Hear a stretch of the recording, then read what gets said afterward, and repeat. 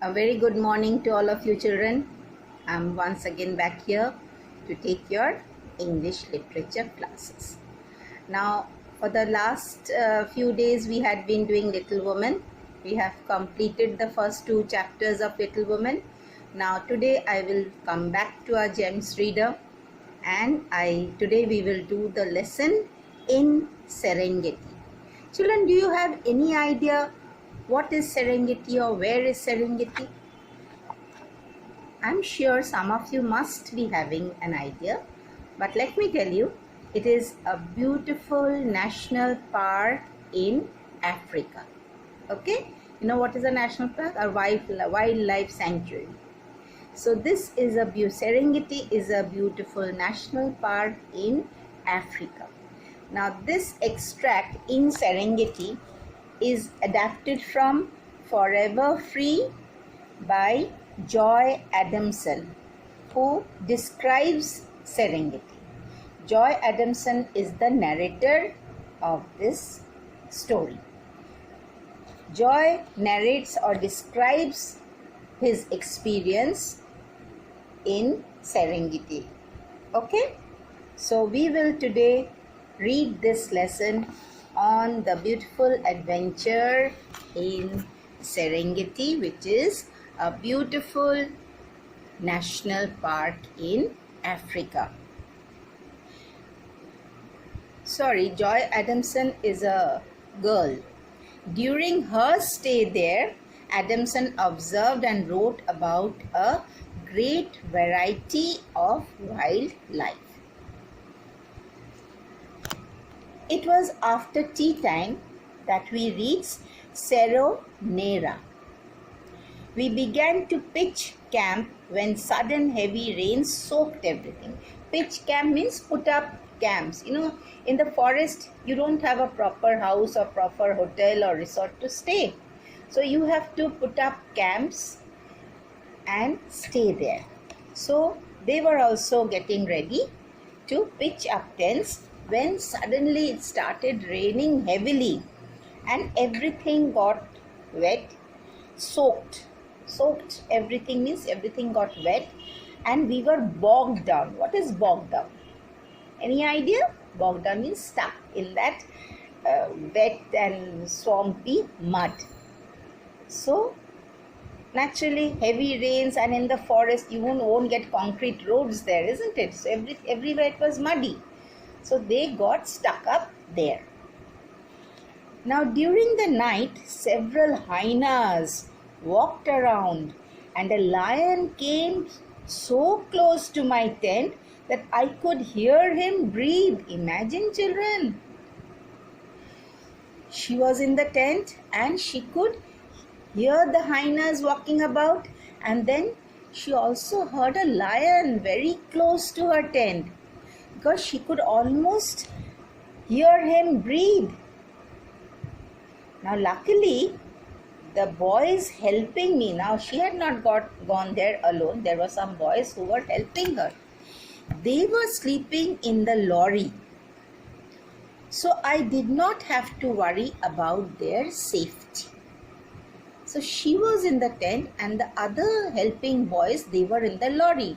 So when she heard the breathing of a lion, she was at least assured that nothing will happen to her helping boys because they were all in the lorry. So it was quite safe for them.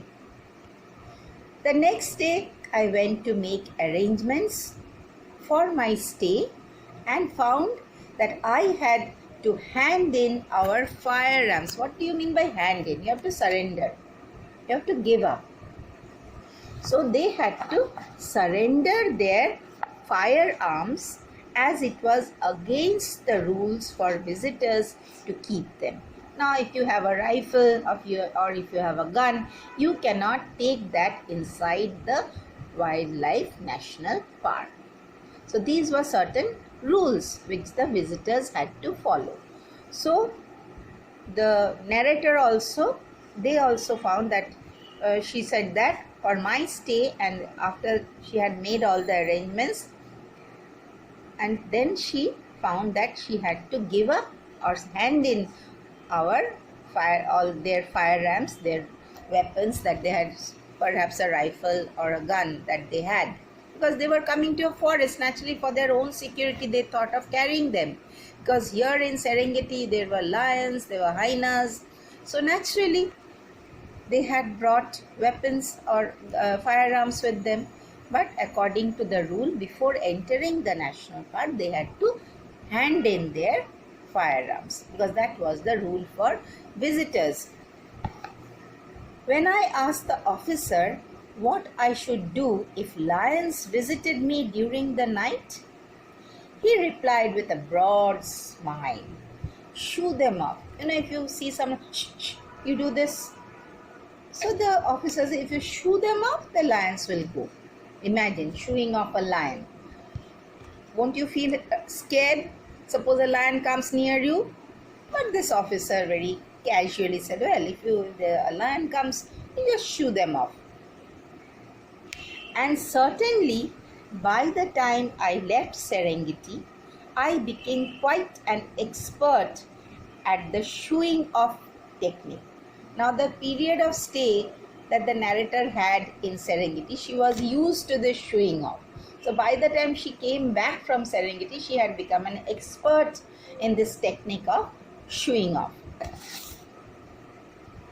Early the next morning, I went with a local driver to look for the 3 lion cubs I was searching for. So she had gone there in search of 3 lion cubs, baby lions. So she took a local driver and to look for these 3 lion cubs. It was a 25-mile drive over slippery roads to the valley. Now slippery because it was raining, it rains heavily there. So that is why the road was very slippery. So she had to take the help of a local driver who knew the roads and the ways, the routes. So it was a 25-mile drive. Imagine, children, 25-mile drive, and the roads were very slippery. We found the cubs after traveling for 25 miles. She's saying that we found the cubs lying under a large tree. I called to them, but they did not move. And when I got out of the car, they ran away. I followed them in the car until Gopa and Jespa settled under a tree. Now Gopa and Jespa, these were the names of the cubs. Okay, the lion cubs. By then, little Elsa had disappeared. Later, Gopa went down to the river and was followed by Jespa, moving slowly. So the 3 lion cubs were Gopa, Jespa and Elsa. Now by the time the narrator followed them in the car, Gopa and Jespa had settled down under a tree and little Elsa had disappeared. Now later when Gopa went down to the river and was followed, later they saw that Gopa went down to the river to drink water. She was followed by Jespa, who was moving very slowly. And 2 hours later, a zebra raced past, followed by a herd of impala racing as if in flight. Now, so what do we see? That the narrator followed, like she got out of the car, and when she saw the lion, she got out of the car. But the lion cubs, they ran away. And she followed them in the car until she saw that Gopa and Jespa had settled down under a tree. And by then, little Elsa had disappeared. But later on, Gopa went down to the river, followed by Jespa, who was moving very slowly. The narrator had been watching. Now 2 hours later, a zebra raced past, raced past means ran from there. and the zebra was followed by a herd of impala. Any idea what is impala? Impala is an African antelope, sort of a deer. Okay? Racing. So the zebra ran and followed by a herd of impala. So many African antelopes following, racing as if in flight. So when you're being chased by someone or you're scared, that is the time you run for your life. So that is in flight. So they were scared of something and they were racing past. The narrator watched the zebra racing past, followed by a herd of impala. So if anyone asks you what is impala, you can say that they are African antelopes. Okay? Now on our way to the ravine means the forest, the next morning, I noticed a dozen spotted hyenas moving in one direction. So next morning, as on their way to the ravine, the forest, they noticed a dozen spotted hyenas moving all in one direction. Further away, I saw a dark mass of animals. Some animals all gathered today. So it was looking like a mass, a bunch of something, a huge something black, dark mass of animals which seemed to be in a heap. So they were all clustered together. So it appeared as if a heap of some dark animals. Taking my binoculars, so she was watching it from quite far. So she had to take out her binoculars. You know what is a binocular? It is an instrument through which, if you see, things appear to be closer to you and bigger. So now, taking my binoculars, I observed 6 wild dogs. So that heap, the dark heap of animals, mass of animals, were actually 6 wild dogs. When they moved aside for a moment, so they were all clustered together as if they were on something. Now when they moved aside for a moment, I was able to see a hyena cub struggling to its feet. So they had attacked this hyena cub, and the poor little cub was struggling to free herself, trying to get up. Struggling to its feet means trying to get up. They had all pounced on the hyena cub. But a second later, the dogs were on it again. So for a slight moment, the dogs were aside and the hyena cub was trying to stand up and, say, perhaps run from there, escape from the clutches of these wild dogs. But then, just a second later, the dogs were on it again.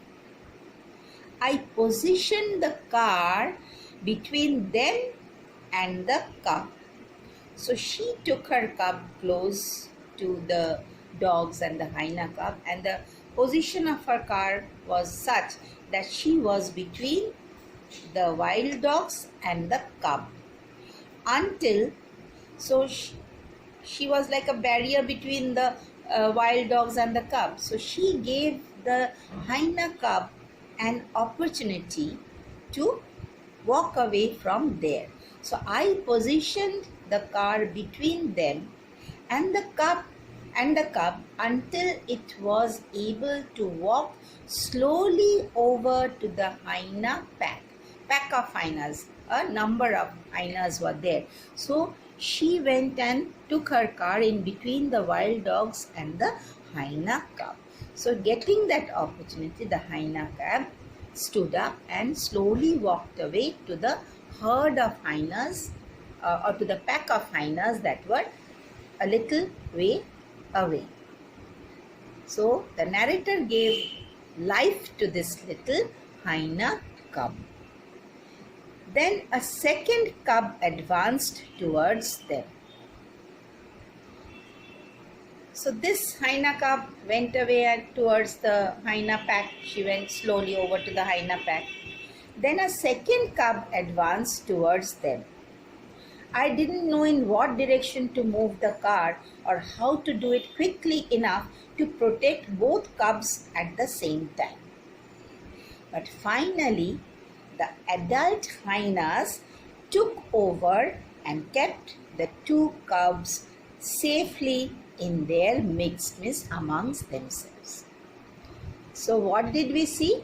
That the narrator, after this first hyena cub went back to the herd of hyenas, a second cub started moving towards the wild dogs. Now the narrator did not know what to do to keep both the cubs in safe distance from the wild dogs.